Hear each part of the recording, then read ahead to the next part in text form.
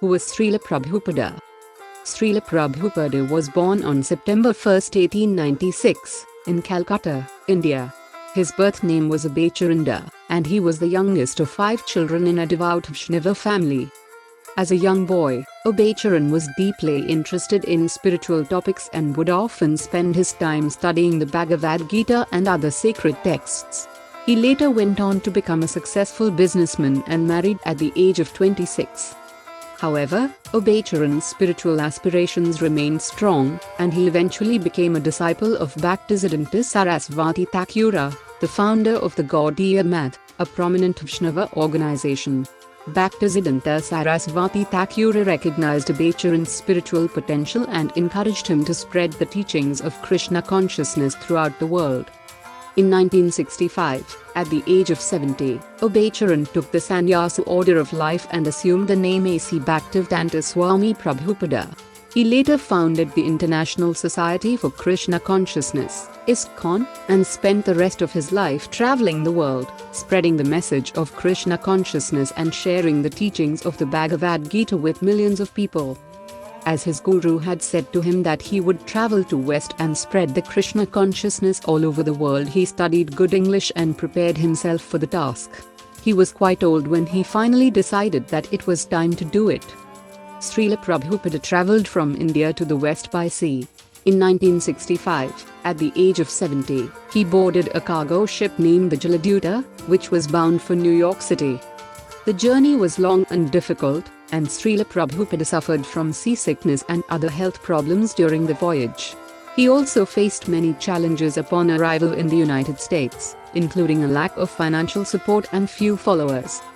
Despite these obstacles, Srila Prabhupada remained committed to his mission of sharing the teachings of the Bhagavad Gita with the people of the West. He began giving talks and holding classes on the Bhagavad Gita and other Vedic texts, and gradually built a following of dedicated students and disciples. Srila Prabhupada's journey to the West was a significant moment in the history of ISKCON and the spread of Krishna consciousness around the world. It demonstrated his unwavering commitment to his spiritual mission and his willingness to endure great hardships in order to share the message of the Bhagavad Gita with others. Hippies and their master. Many of Srila Prabhupada's first disciples in the United States were young hippies who were drawn to the spiritual teachings of the Bhagavad Gita and the practice of Krishna consciousness. One famous story involves a group of hippies who came to Srila Prabhupada's first temple in New York City in 1966. The hippies were initially skeptical of Srila Prabhupada and his teachings, and some even mocked him and his followers. Undeterred, Srila Prabhupada invited the hippies to join him in chanting the Hare Krishna mantra, and gradually, their attitude began to change. As they chanted and danced with Srila Prabhupada and his disciples, they began to experience a profound sense of joy and spiritual awakening. In his book The Journey Home, Radhanath Swami, one of Srila Prabhupada's early disciples, describes another encounter with a group of hippies in San Francisco. The group had been experimenting with various drugs and spiritual practices but had not found lasting satisfaction or fulfillment. When they encountered Srila Prabhupada and his followers, they were struck by the depth and sincerity of their devotion and the clarity of their teachings. Many of the hippies became dedicated disciples of Srila Prabhupada and went on to play important roles in the growth and development of ISKCON in the United States and around the world. How Srila Prabhupada met George Harrison. Srila Prabhupada had a chance meeting with George Harrison, the lead guitarist of the Beatles, in 1969, which ultimately led to a lifelong friendship and collaboration between the two. George Harrison was interested in Eastern spirituality and had been exploring various spiritual paths, including Hinduism and Buddhism. He was introduced to the teachings of Krishna consciousness through one of Srila Prabhupada's books, the Bhagavad Gita as it is, and became an avid student of the philosophy. In 1969, George Harrison invited Srila Prabhupada to visit the Beatles' Apple Records studio in London, where they recorded an impromptu session of chanting Hare Krishna together. The session was later released as part of the album The Radhakrishna Temple. Srila Prabhupada and George Harrison continued to collaborate and correspond over the years, with George Harrison making significant contributions to the growth and development of ISKCON. He donated funds to help build the Radhakrishna temple in London, and his support helped to raise awareness of Krishna consciousness around the world. He also later gave his manor at the countryside for a place to rest for Srila Prabhupada. Through his friendship with George Harrison and his collaboration with the Beatles, Srila Prabhupada was able to reach a wider audience with his message of Krishna consciousness and inspire many people to explore the spiritual teachings of the Bhagavad Gita. The meaning and purpose of chanting Mahamantra. Srila Prabhupada taught that the Hare Krishna Mahamantra is a powerful tool for spiritual transformation and the key to attaining love for God. The Mahamantra is composed of 3 names of God, Hare, Krishna, and Rama. By chanting these names with devotion and sincerity, one can connect with the divine and purify the heart. Srila Prabhupada emphasized that the chanting of the Hare Krishna Mahamantra is not a ritual or a mere formality, but a genuine spiritual practice that can bring about a profound change in one's consciousness.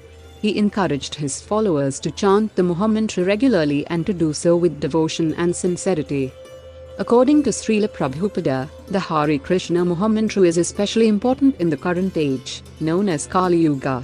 In this age, people are said to be spiritually impoverished and lacking in faith. The Mahamantra offers a simple and accessible way for anyone to connect with God and experience spiritual growth. Srila Prabhupada also taught that the chanting of the Hare Krishna Mahamantra can bring about inner peace and happiness, as well as protection from the material world and its distractions.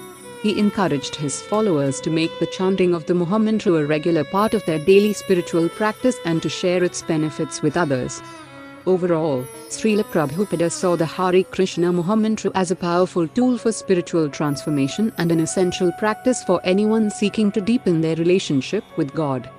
Srila Prabhupada recommended that his followers chant a minimum of 16 rounds of the Hare Krishna Mahamantra on a daily basis. Each round consists of chanting the Mahamantra 108 times on a set of prayer beads. Chanting 16 rounds of the Hare Krishna Mahamantra takes about 2 hours, depending on the speed of the chanting. However, Srila Prabhupada also emphasized that the quantity of rounds is not as important as the quality of the chanting. It is better to chant fewer rounds with attention and devotion than to chant more rounds mechanically or without proper focus. Ultimately, the number of rounds one chants is a personal choice and should be based on one's individual circumstances and spiritual goals. The most important thing is to approach the chanting with sincerity, devotion, and a desire to connect with the divine. The death of his physical body. Srila Prabhupada passed away on November 14, 1977, in Vrindavan, India. He had been experiencing health problems for several years, and in 1977, he suffered a series of heart attacks. Despite his illness, Srila Prabhupada continued to work tirelessly to spread the message of Krishna consciousness until the very end of his life. He gave daily lectures, met with his disciples and followers, and worked on translating and writing books. In his final days, Srila Prabhupada expressed a desire to return to Vrindavan, a holy city associated with Lord Krishna.